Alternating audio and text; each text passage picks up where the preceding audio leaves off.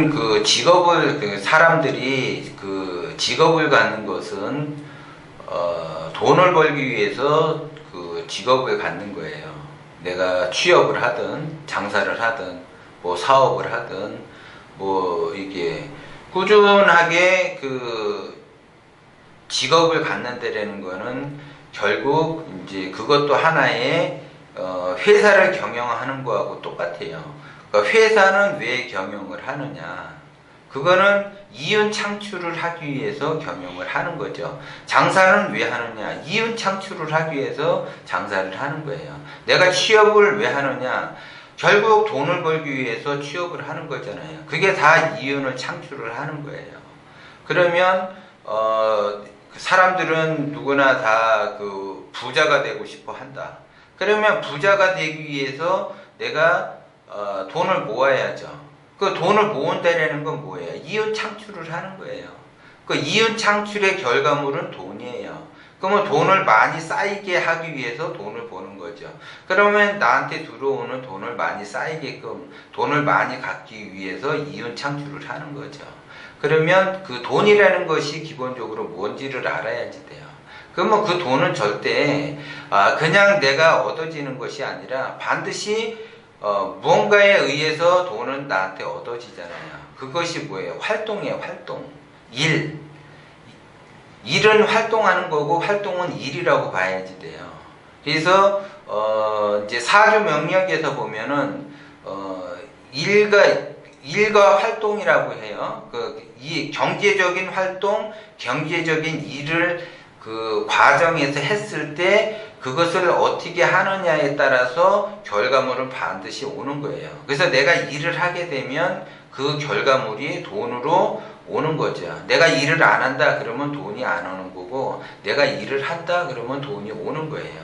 기본적으로. 그래서 그 돈과 동기가몽을 하면 그 돈이 내가 돈을 쫓아다니는 것이 아니라 돈이 나를 쫓아오게 돼 있죠. 근데 돈과 동기가몽을 하지 않으면 그 돈은 날아가 버린다는 거죠.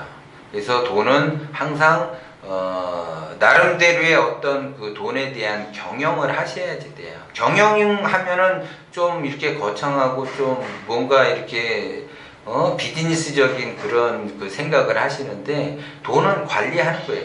돈 관리.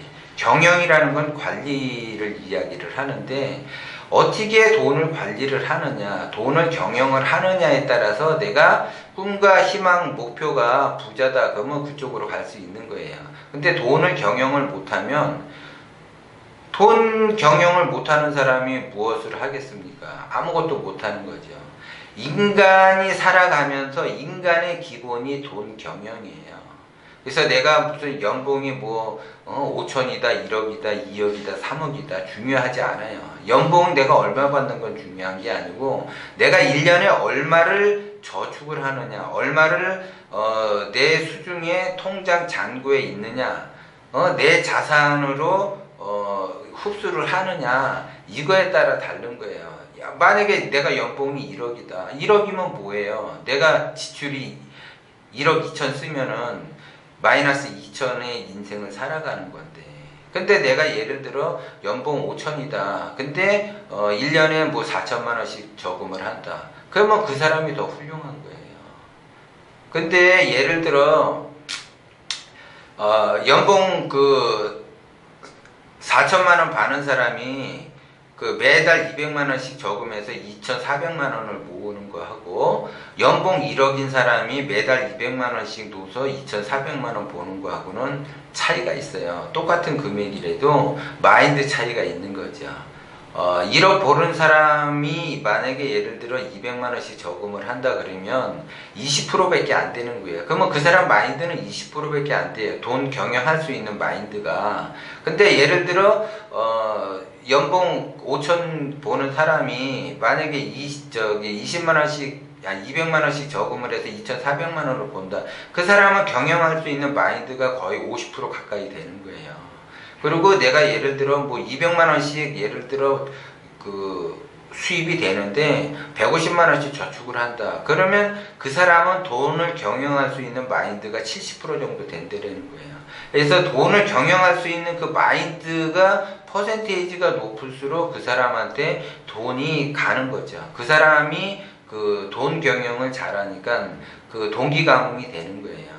이게 일반적으로 내가 이제 지금 이제 쉽게 얘기해서 뭐 연봉해서 1년 개념으로 했는데 이것이 쌓이게 되면 1년, 2년, 3년, 4년 해서 10년, 20년으로 쌓이게 되면 그 금액이 엄청나게 커지고 그 사람의 마인드 차이에서 연봉 1억인 사람과 연봉 5천인 사람에게 누가 10년 뒤, 20년 뒤에 누가 부자가 될 수 있는 가능성이 더 높으냐? 연봉 5천 받은 사람이 더 높고 아까 얘기한 대로 연봉 2천 받는 사람이 월 150만 원씩 저금을 한다 그러면 그 사람이 더 그 부자가 될 수 있는 확률은 더 높다라는 거예요. 그래서 그냥 무슨 돈을 많이 버는 것이 중요한 것이 아니라 내가 얼마를 모을 수 있는 그런 마인드, 돈을 경영을 할 수 있느냐에 따라서 시간이 흐를수록 그 사람은 부자가 되는 거는 기정사실이에요. 그냥 저절로 되는 거예요. 그런 사람들은.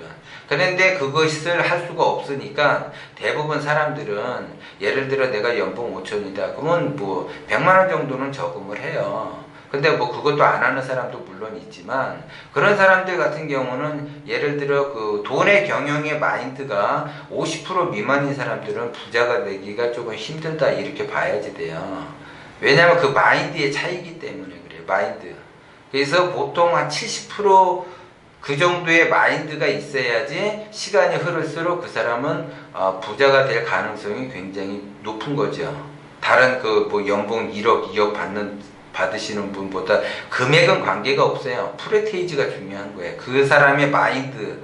이 사람이 내가 긍정적인 마인드냐 부정적인 마인드냐 그러면 다 긍정적인 마인드라고 이야기를 해요. 그 속에 부정적인 마인드도 있고 긍정적인 마인드도 있는 거예요. 그게 퍼센테이지가 긍정적인 마인드가 80%고 부정적인 마인드가 20% 섞여서 균형을 이루고 조화를 이루는 거예요. 그냥 누구나 그냥 100% 긍정적인 마인드를 갖고 있는 것이 아니고 그렇게 흘러간다라는 거죠.